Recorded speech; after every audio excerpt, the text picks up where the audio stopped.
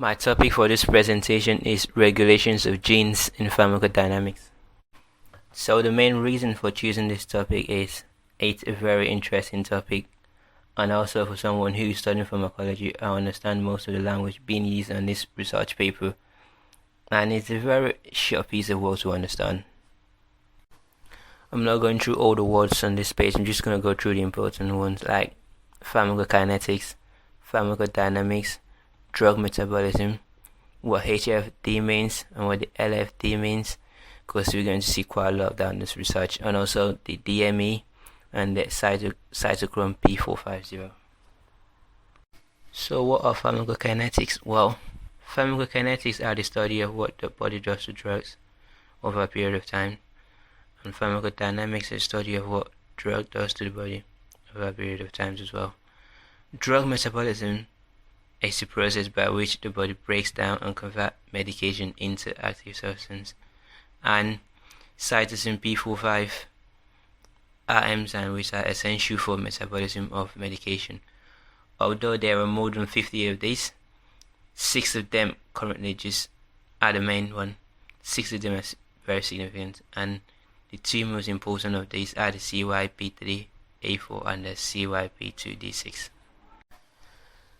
So the clinical significance of this study is to demonstrate that gene reduction in DME, which stands for drug metabolizing enzyme, can affect a specific drug being metabolized by these enzymes, thus providing rationale to monitor effectiveness of drugs therapy in a base individual. Basically what this means, if there is a specific gene missing or there's been a reduction of this gene in an individual, can this have an effect on the drug that's being taken by this individual? So these are the methods. I'm just going to go through the key points. So what are the key points? Well, adult mice were fed with diets containing 60% fat calories, and others were fed with diets containing 10% fat calories for 14 weeks, and they were kept in a temperature monitored environment. And after 14 weeks, the RNA levels were measured, and also the pharmacodynamics of each group were also measured to see what the effect has been of this diet. Since dietary is one of the factors which can significantly contribute to weight gaining in humans, so this method will utilize.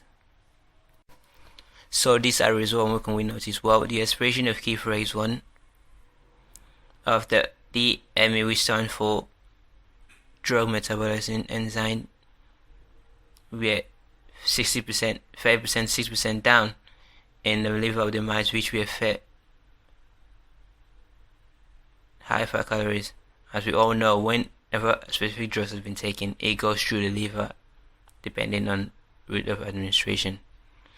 While the RNA levels, there wasn't that much of a significance from the first result you can see. So this is the second result. What can we see? Well, RNA was isolated from the liver of the mice which were fed on the high fat calories, and they were measured by a Take-Man real-time PCR, which is an equipment used for measuring the relative gene expression. And from the data we can see it has a very clear significance. So this is the final result. What can we see? Well, we can see there is an almost 50% reduction in the RNA level of the mice which were fed with a high calorie diet, and reduction in RNA level corresponds to reduction in protein level. So when there is a 50% reduction, so you might ask, why are all this important? Well, at the beginning I did talk about pharmacodynamics, which means what drugs does to the body. So these 2 group of mice, the one which were fed the high fat diet and the one which were fed low fat diet, were given 2 different types of drugs to test if the result which were found actually correspond. So they were given midazolam and also zoxazolamine.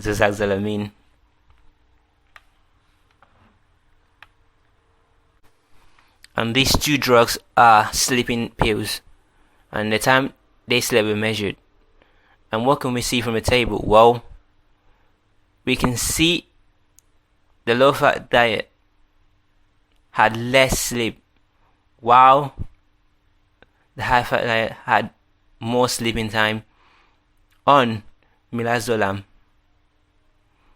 But what can we see in the second one? We can see a little bit different, but it wasn't that important. So what does it tell us? Well, to put into conclusion, this has shown that in this obesity in the mouse model can result in changes in drugs metabolism, which ultimately can change pharmacodynamics. So it can change how the drug works in the body.